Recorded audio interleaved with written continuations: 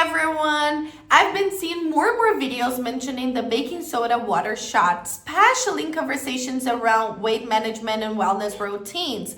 But when I started looking into it, I noticed something. Almost every video seems to tell a slightly different story.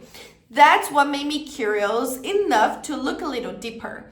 When you search for the baking soda water shot, you will find short clips, different versions of the so-called hack, and plenty of people talking about what they've heard.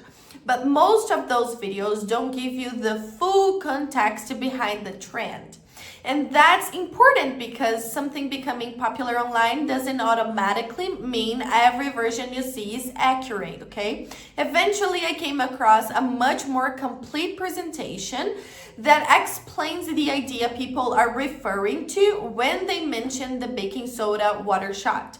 It goes beyond the short clips and gives you the complete story behind the routine, why it has attracted so much attention, and what the broader approach is about.